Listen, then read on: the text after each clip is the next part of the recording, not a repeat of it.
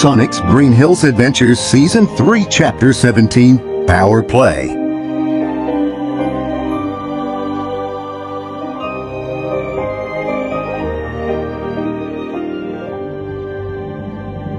Sonic's point of view. The next morning, the guard unlocked mine and Longclaw's door. Sonic and Longclaw, you are requested to come with me to the training room. The others are waiting. The guard said, so I quickly got my shoes and gloves on, while Longclaw put on her armor. Well, we're ready, so please lead the way, I said as we left our room. We walked while Longclaw flew, and a few minutes later, we arrived. My eyes fell immediately on Silver and Marina because I haven't seen them since we first came to the lab. Marina and Silver, I said as I ran over to them to hug them both. Hey, Sonic! Long time no see! Silver said when we finished the hug, and he gave me a fist bump. How have you been doing, bro? Are you okay? I asked as my worries of my new little brother came over me. Relax, Sonic. I'm completely fine. I share a room with Shadow, Silver said reassuringly, and that made me sigh in relief. However, I realized that if I was with Longclaw and Shadow was with Silver in a cell, that meant only one thing, and that horrified me. Marina was how it was before Longclaw was allowed to join me, so I immediately hugged Marina as I broke down at this horrific realization. The Marina, that means you were forced to experience complete isolation, like I did for 10 years. I'm so sorry, Marina. I never wanted you to have to experience that. Oh, my poor love. I cried uncontrollably and kissed her more passionately than ever before, desperately trying to fix this. Hey, I'm okay, Sonic, you need to calm down. But still, oh, Sonic, my love, I missed you so much, too. Marina said as soon as I ended the kiss to catch our breath, only for her to kiss me to make up for the lost time. This one was less aggressive since we were both calm this time. Then we heard someone barge through the door, which startled us out of our kiss. It was Dr. Denman. She then marched over to us and grabbed Marina by the arm. You see, this is the reason why I won't let you be with him.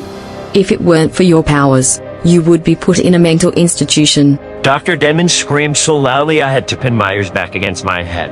I wanted to stop this, but I feared my rebellious act would only make things worse for Marina, especially with Marina being in the mad woman's arms, so she could hurt Marina faster than I could stop her.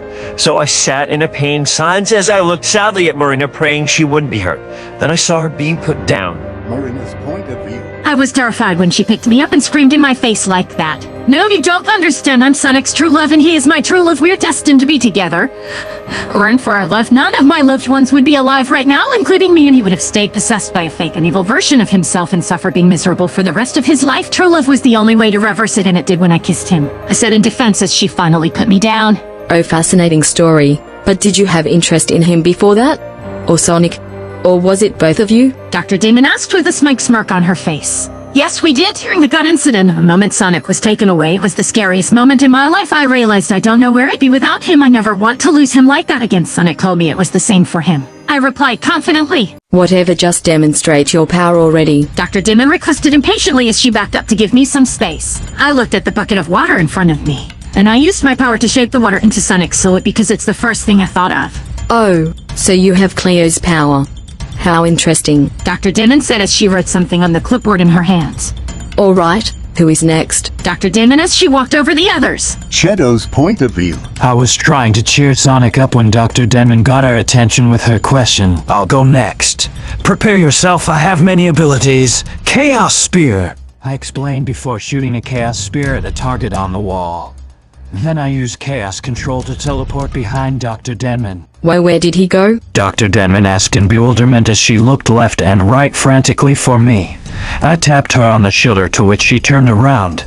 Hello there, I said simply before teleporting back. Wow, impressive, Shadow. What else you got? Dr. Denman asked eagerly.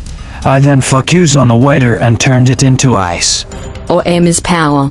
Anything else, Shadow? Dr. Denman asked as she wrote something on her clipboard. I have one more, however. It's too dangerous to use outside of last resort emergencies. It also drains me, for it takes a lot of energy and focus to do. Basically, it's an energy blast I send out in every direction in a large radius, depending on the target and or how much energy I put into it. I explained seriously, hoping that she wouldn't ask me to demonstrate it. Oh, I completely understand. So who's next? Dr. Denman asked reassuringly. Sonic's point of view. When I heard her ask that, I immediately stood up. That would be me, I said as I walked up to her. Then I focused on the water that was still frozen, and used my power to help. Then I used my speed to quickly kiss Marina's cheek so fast that only me and Marina would notice and ran back to Dr. Denon. Well, you're so fast I couldn't see you. So what else can you do? Dr. Demon asked excitedly. I'm afraid the other two powers I have are dangerous to others. They are only triggered when something makes me go into an intense emotional state, or when someone is threatening the ones I care about. Shadow and Marina seeing them firsthand. I replied shackly, as it chilled me to the bone just thinking about it. He gets scary when the latter happens. Marina said nervously in agreement. Well, can you guys tell me what happens at least? Dr. Demon asked carefully. I sighed and nodded. When I get emotional, electric blue lightning courses through my quills, and sometimes when it gets really strong, my eyes turn electric blue. As for my other power, it's best that Shadow and Marina explain. I said as I motioned to Shadow and Marina. Well, his fur turn into a blackish blue, his irises and pupils disappear, his quills turn upwards like shadows, only more so. Also, any injuries he has doesn't affect him. For example, if his legs are paralyzed, they work just fine in that form. Marina explained seriously. His voice also gets more aggressive and angry sounding. He gains the ability to fly and use energy balls of lightning. Shadow added confidently. Silver's point of view. I knew it was my turn, so I stood up confidently. Okay, Dr. Denman. Are you ready to see what I can do? I asked with a smirk on my face. Go right ahead, Silver. Dr. Denman replied encouragingly. I nodded and focused on the water. Then the water turned into jelly. Well, what one's new? Dr. Denman said excitedly as she wrote it down. Then I looked around the room until I saw some box on the opposite side of the room. So I used my psychokinesis to bring them over to me. We're very impressive, Silver. Dr. Denman commented as she finished writing stuff down on her clipboard. Well, guys, thanks for cooperating today, but back to your cells. Dr. Demon said politely. Then the guards took them back to their cells. Little did they know that Dr. Demon had something devious planned. Once she was sure they were all in their cells, she called one of her guards to follow her to Marina's cell.